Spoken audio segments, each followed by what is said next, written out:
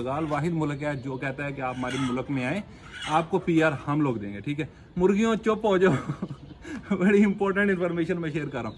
अस्सलाम वालेकुम गाइस, कैसे हैं सब? उम्मीद करता हूँ सब खैरियत से होंगे। तो जनाब आज हाजिर हुआ हूँ एक और वीडियो के साथ। तो जनाब आज का जो टॉपिक है वो है कि पुर्तगाल के बारे में।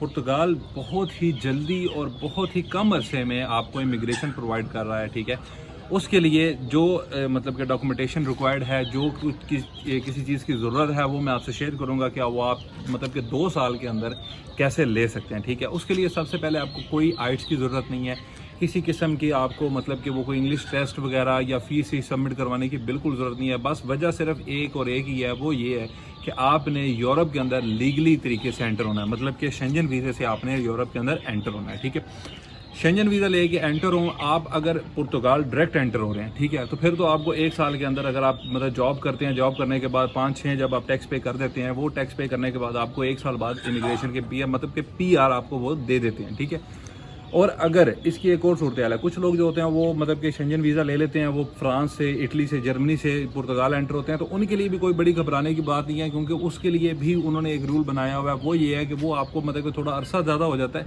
लेकिन वो आपको दे देते हैं। ठीक है, पुर्तगाल दुनिया का वाहिद मुल्क है जो ये कहता है कि जनाब आप हमारे मुल्क में हैं, आपको पीआर, आपको इमिग्रेशन हम लोग खुद प्रोवाइड करेंगे अगर आप लीगल हैं तो। ठीक है, कुछ यूरोपियन कंट्री ऐसी भी हैं जो कि मतलब कि पुर्तगाल इलीगल भी, बगैर वीज़े की भी अगर एंटर होती हैं तो उनको भी वो रूल दे देते हैं। ठीक है, ये रूल जो सा ये मतलब कि पीआर दे देते हैं। ये जो इमिग्रेशन का रूल था जो 2007 में इन्होंने बनाया था, ठीक है, 2007 से लेकर 2014 तक, और अभी तक भी ये चीज़ चलती आ रही है। इंडियन पाकिस्तानी काफ़ी ज़्यादा इस चीज़ के ऊपर गौर फिक्र कर रहे हैं। इनफैक्ट मेरे काफ़ी जानने वाले हैं जो कि इस तरीके से पुर्तगाल जाके उन्होंने अपनी इमिग्रेशन ली है। ठीक है, और इमिग्रेशन लेने के बाद यूके, अमेरिका या इधर उधर जाके वो अपना सेटअप कर चुके हैं। ठीक है, यूके की अगर बात करते जाऊं तो यूके के अंदर जो मेरे रिलेटिव्स होते हैं वो मुझे ये बताते हैं कि उनके साथ जितने भी कुछ यूरोपियन लोग रह रहे हैं वो ज़्यादातर स्पेन के हैं। स्पेन से होने से मुराद ये है कि अगर आपको स्पेनिश पासपोर्ट जो होता है वो आपको 2 से 3 साल के अरसे में आसानी से मिल जाता है। अगर आप 2 साल में पीआर ले लेते हैं या साल में पीआर ले लेते हैं तो फिर आपको पासपोर्ट मिलना बहुत आसान हो जाता है। ठीक है, आप वो पासपोर्ट लेने के बाद यूके ये, ठीक है, जो मैं उनकी स्टोरी आपसे ये शेयर करूँ कि उन्होंने पासपोर्ट लिया, पासपोर्ट लेने के बाद वो यूके मूव हुए। यूके जब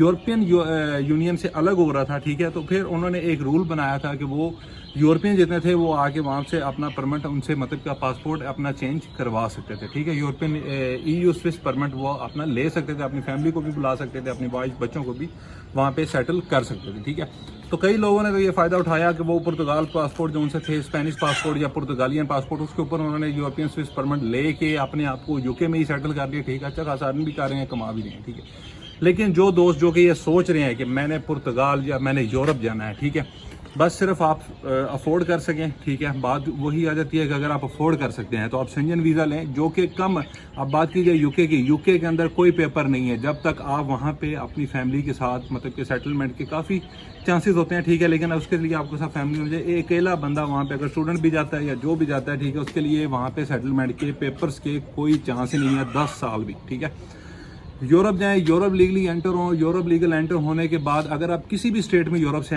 मतलब कि एंटर हुए, ठीक है, शेंजन वीज़ा लेके एस्तोनिया में एंटर हुए, इटली में, फ्रांस में, जर्मनी में, जिधर भी आप एंटर हुए, ठीक है, आपका आखिरी डेस्टिनेशन पुर्तगाल होना चाहिए। पुर्तगाल जाने के बाद जो आपको बेनिफिट मिल सकते हैं वो इन कई मुल्कों से नहीं मिल सकते। सिर्फ पुर्तगाल वाहिद मुल्क है जो कहता है कि आप हमारे मुल्क में आए, आपको पीआर हम लोग देंगे। ठीक है, मुर्गियों चुप हो जाओ। बड़ी इंपॉर्टेंट इन्फॉर्मेशन मैं शेयर कर रहा हूँ।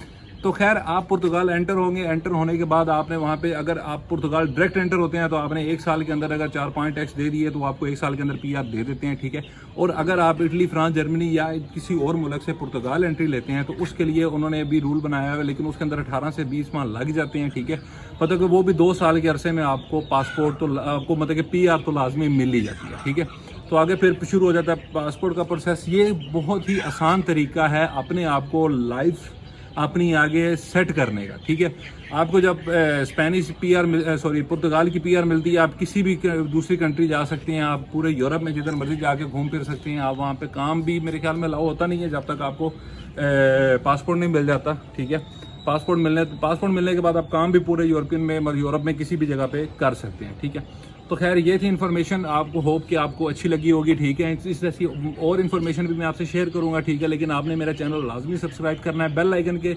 बटन को लाजमी आपने यूं करके ना यूं घंटी बजानी है। ठीक है, ताकि मेरी आगे आने वाली वीडियो हर आप तक पहुंचती रहे। ठीक है, तो इसी तरह चाहूँगा इजाज़त, दुआ में याद रखिएगा। अल्लाह हाफिज़।